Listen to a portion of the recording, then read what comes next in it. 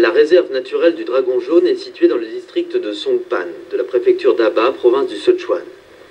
Les Midyang et Fujiang, principaux affluents du Yangtze, y prennent leur source. La cité antique de Songpan, qui a une histoire plusieurs fois millénaire, est une étape entre les deux zones touristiques du dragon jaune et des 9 villages.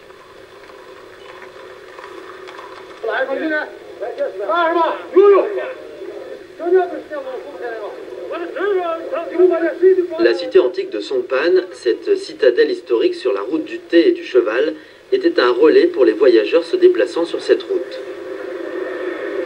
Aujourd'hui, la cité est devenue un haut lieu touristique.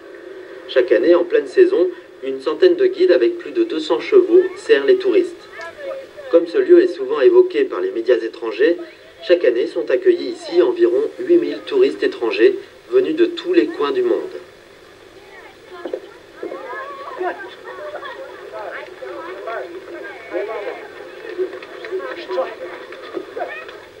À part les vallées des 9 villages et du dragon jaune, qui sont très connus, les caravanes touristiques se rendent parfois aussi dans une autre vallée inconnue, le ravin Muni.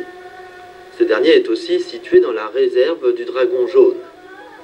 Malgré sa petite taille et le peu de fréquentation, ce ravin est plus intéressant pour son état naturel. Selon les habitants locaux, ce lieu recèle le secret de la formation de la vallée du dragon jaune.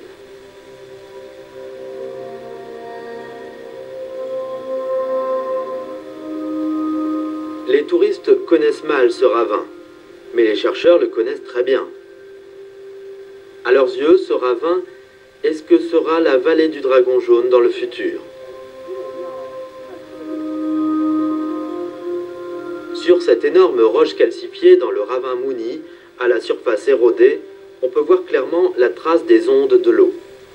Ces couches de différentes épaisseurs seraient les anneaux du temps. Elles permettent d'établir la vitesse et le processus de calcification. Dommage que la surface de la calcification ait été détériorée. Les chercheurs ont confirmé que la calcification avait été interrompue. Mais ils sont incapables de dater l'interruption de ce processus.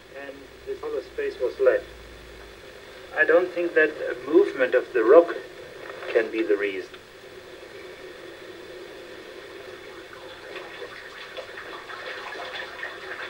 À une dizaine de mètres du lac, dont la calcification a été arrêtée, il y a une caravane. L'eau tombée des roches par infiltration forme des stalactites et aussi des mares. Cette caverne, due à l'évidence à un éboulement, a attiré l'attention des chercheurs. Serait-elle une importante piste du vieillissement de la calcification du ravin Muni? Serait-elle un important fondement du déclin du paysage karstique à la surface du sol?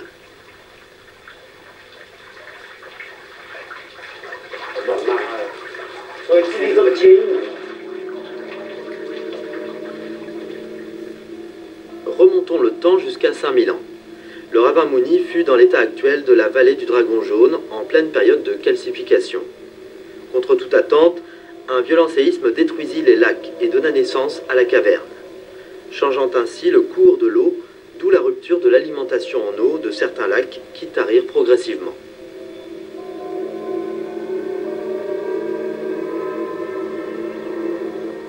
La surface de la calcification, exposée aux aléas du temps, fut érodée, oxydée, pour devenir noire et vieillie malgré elle.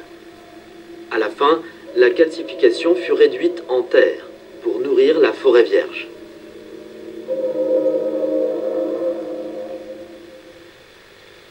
Ce tableau féerique rend d'innombrables visiteurs admiratifs. Peut-être l'eau des vallées des 9 villages et du dragon jaune est la seule en ce monde qui a cette puissante force miraculeuse. Mais cette eau aime la Chine, et elle s'est cachée dans ce coin reculé du sud-ouest de la Chine pour dessiner un beau tableau multicolore.